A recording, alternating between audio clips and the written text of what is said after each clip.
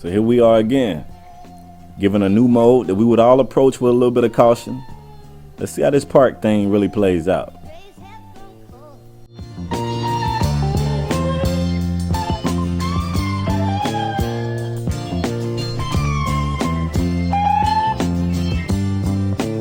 What's going on, folks? It's Kspadetheprospect, and finally, folks, I am back with part 2 of my report card video. In this video, we'll be doing the report card on Parks mode in NBA 2K14 for the next generation consoles. That's the PlayStation 4 or the Xbox One. I guess I should call them current gen now, right?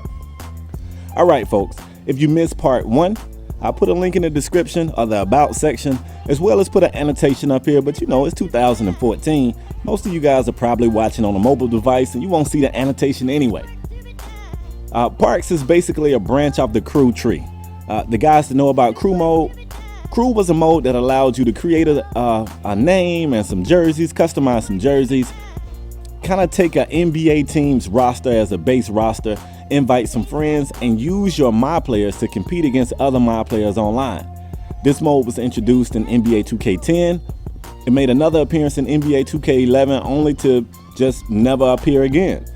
We kind of got some more branches of that. We got like a blacktop mode that was a branch. We got crews that was a branch, and crews only made an appearance in NBA 2K14 for the 360 and the PlayStation 3.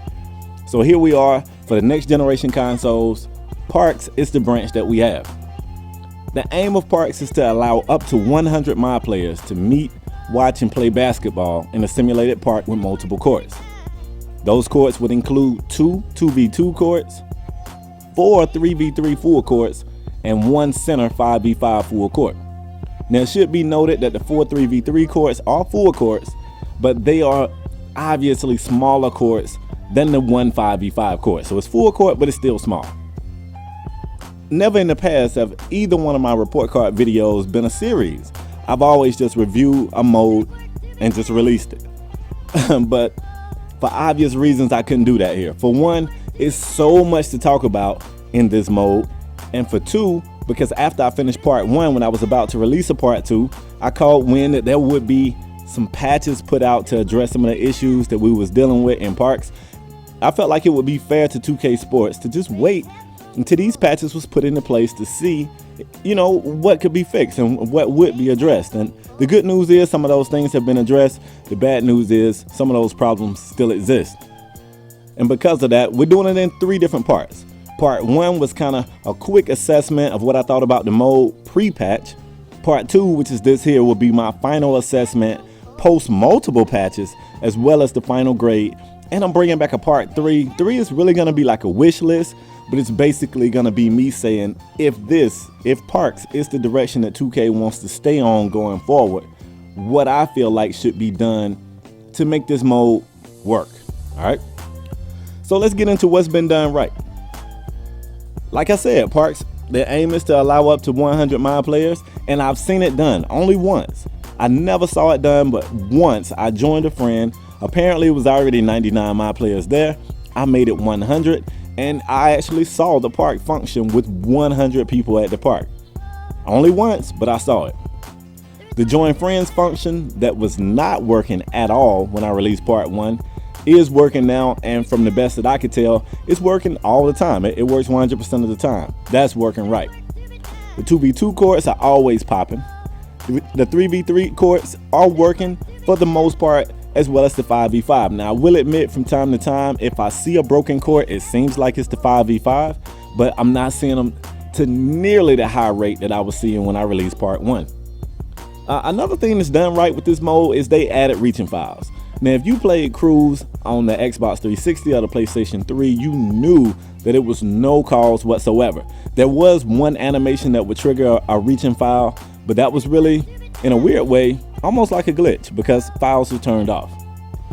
Now, when you find the one perfect situation, the perfect mix of players, people playing as a team, this experience is fun. This mode is fun. The only problem is finding that perfect situation is not easy to do. Now let's get into what's done wrong. Unfortunately, folks, the things that's done wrong in this mode far outweigh the things that are done right.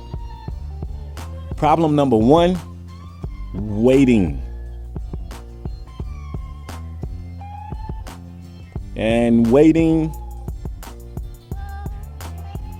And waiting. I get it. I know what they was trying to do with this. I get it. It just doesn't translate. There are times when gaming companies, they work so hard to try to make these games capture elements of real life. And if you look at any forum or you listen to any gamer talk, that's all they talk about. Realistic, make it more realistic, realistic. Well, sometimes, and this is a prime example, but sometimes elements of real life won't work in a video game. This is it. When I go to the gym, I understand I might not get right into a game. Yeah, I'll sit there and wait.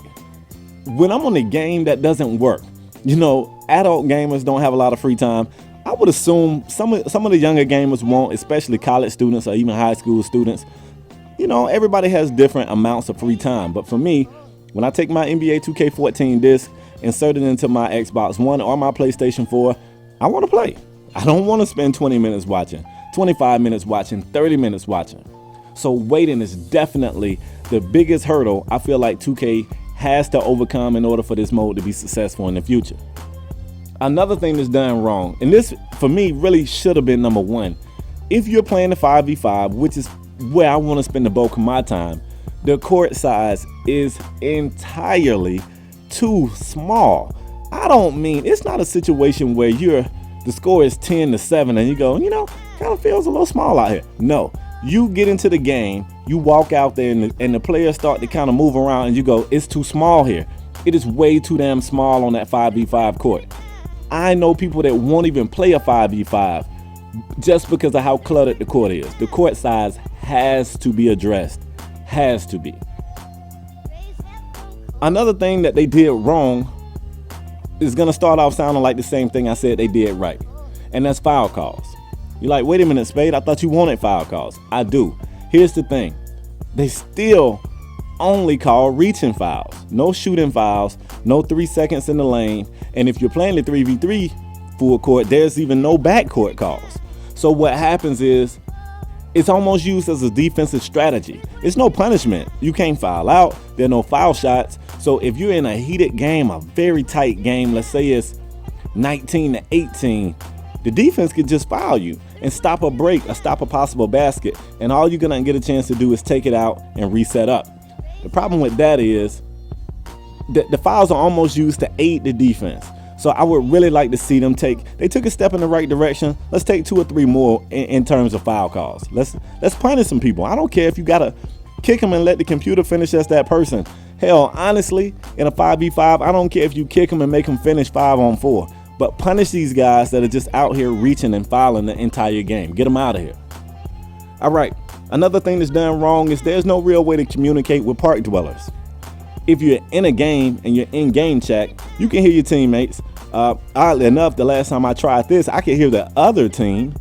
But if you're just walking through the park, there's no real way to communicate with these guys. If you got 4 friends with you and you're trying to get on the 5, you're running to the 5 to get on, and that one guy steals that last spot from your team that you're at the park with. There's no way to say, hey, gamer tag so-and-so. Hey, man, I know you've been waiting on the game 20 minutes. Could you please step off that spot, though? I got a whole team right here, and we was about to run next. He probably wouldn't do it anyway, but it'd be nice if you could ask him that. And if you go through the menu system to send him a message, by that time, it's a strong possibility the game could be starting or whatever. All right, y'all. Another thing that ruins this mode, another thing that is got to be fixed, is network issues and just complete crashes of the app. I mean, you could wait 20 minutes to get in a game. As soon as you get in the game, it crashes and throw you to the dashboard.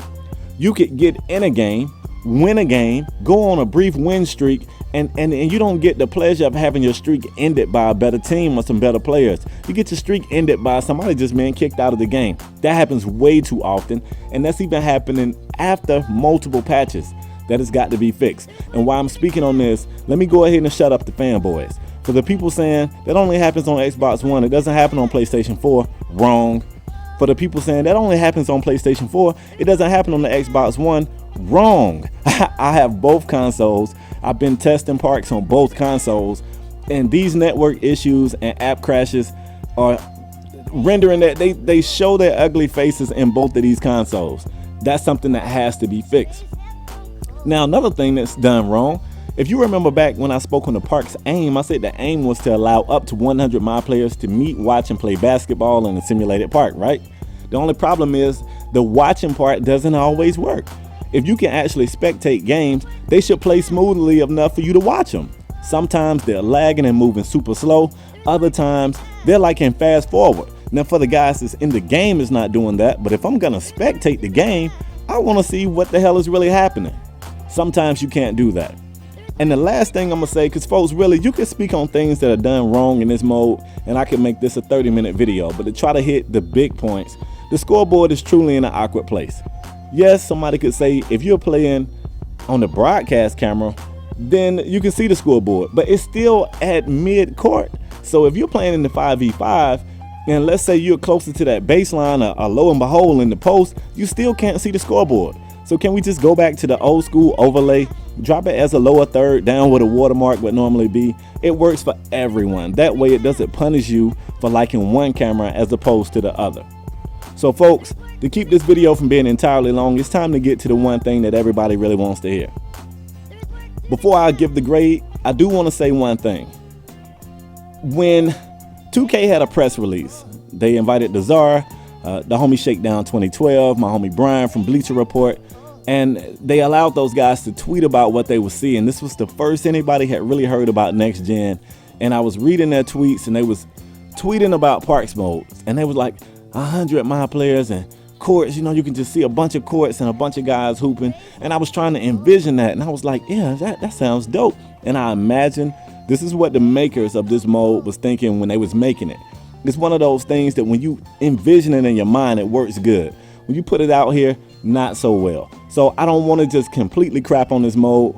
It does have some potential, but man, we are far, far, far away from it being what it's billed as being. So folks, for the first time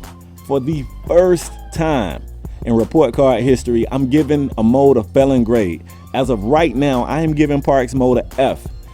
Yeah, it could be better. At best, I could give it a D, but even after multiple patches, I'm still dealing with laggy gameplay, network issues, and complete app crashes.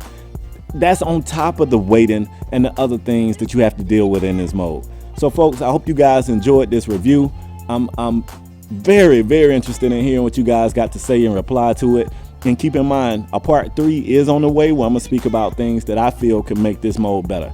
That's all I got for this one, folks. Hope you guys enjoyed it. I'm out till next time. Peace. So when it's all said and done, folks, even if Parks wasn't plagued with the thousands of problems that it seems to have, the fact that if you go on a winning streak, each game you stay on the court, the lag gets worse and worse. Teammates being kicked off, network issues, app crashes, the list goes on and on. Even without all of those problems, the mode still doesn't really grab at you. It still doesn't really support the whole working as a team or playing as a team. It's going in a completely different direction. So folks, part 3 will be coming soon. Stay tuned.